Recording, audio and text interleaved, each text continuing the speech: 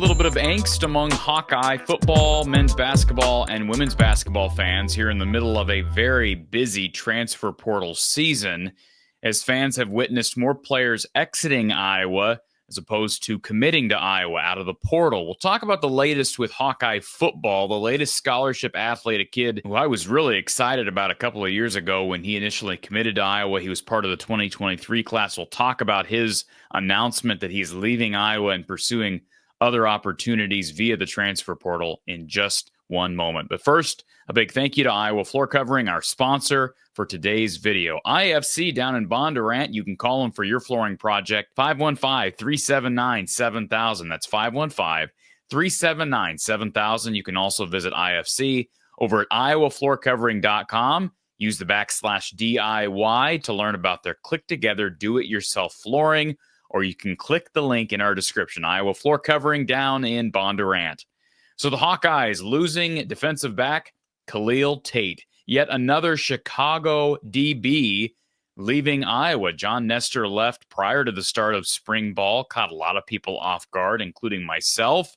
Both of these Chicago DBs were part of the 2023 recruiting class. Now, I have no reason to believe that these two decisions are interrelated.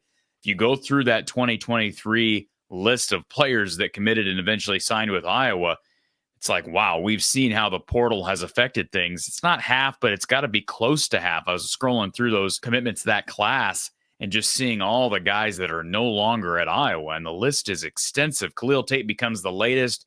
He is from Kenwood Academy in Chicago. And as I mentioned when he initially committed, you can watch my video here up in the corner if you're curious. He had a bunch of really good offers out of high school, and I'll tell you why. But first, let me tell you some of the offers. Wisconsin, Purdue were in his final three, along with Iowa, Arkansas, Boston College, Colorado, Illinois, Kansas, Michigan, Minnesota, Oregon, Ole Miss, Mississippi State, Mizzou, Syracuse, Penn State, Tennessee. Had a bunch of offers. This kid was really skilled. I'm sure is still very skilled. That doesn't just go away. He, in high school, exhibited really good speed, really good ability to attack the backfield. I saw him as more of a cash guy at Iowa, although my understanding is he was working out as a corner. But I think a lot of people, when he initially committed to Iowa, saw him as a potential cash guy. Kid's got a really good head on his shoulders. You listen to him talk. He's a really well-spoken young man, made academic all Big Ten last year, was a deanless student at one point. Again, he's been at Iowa for 2 years, so this is his third year, I believe his second spring. But obviously, he's not breaking through on the depth chart, barring some other circumstance that I'm not aware of that's unforeseen. This is what guys are going to do 2 years into their campaign. Sometimes it's less than that, right? This is just standard now, and this kid may end up being able to go somewhere high major. Hey, Gavin Hoffman left. He'd been here about a year, and I read earlier today that he's visiting Missouri right now. And he's a former four-star, but he also never broke through on the Iowa depth chart.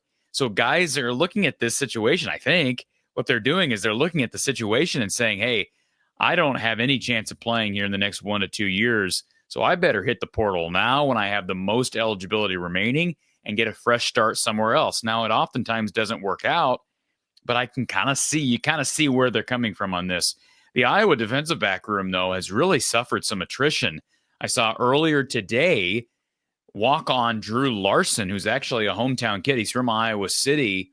He's going into his redshirt freshman year as a walk-on. He also entered the portal per Elliott Clough of Hawkeye Beacon rivals.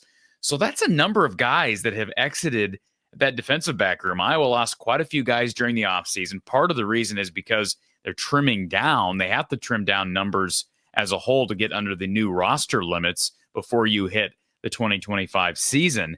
But as I was counting guys that are non-true freshmen right now, on the active roster right now, non-true freshmen, I can only count 8 non-true freshmen that are scholarship kids.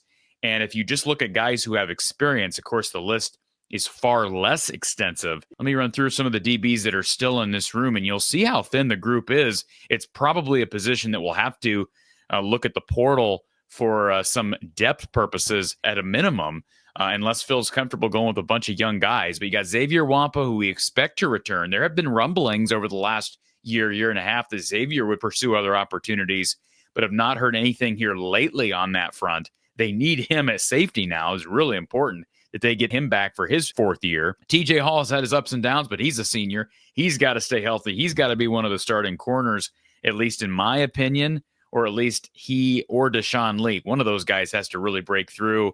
And then it's a young guy. Is it Jalen Watson? Is it Rashad Godfrey? So, I mean, count the guys up I just named. That's 5 guys: Wampa, Hall, Watson, Deshaun Lee, Godfrey, and then you have Cohen Entringer, who has played quite a bit. But that's really 4 guys who have played extensive football at Iowa in Wampa, TJ Hall, Deshaun Lee, and Cohen Entringer. I mean, Jalen Watson has not played a ton. I know there's a lot of hype around that young man, given his bloodlines, given some of the comments that Phil Parker made during his first year. And I think he's got a chance to be really good.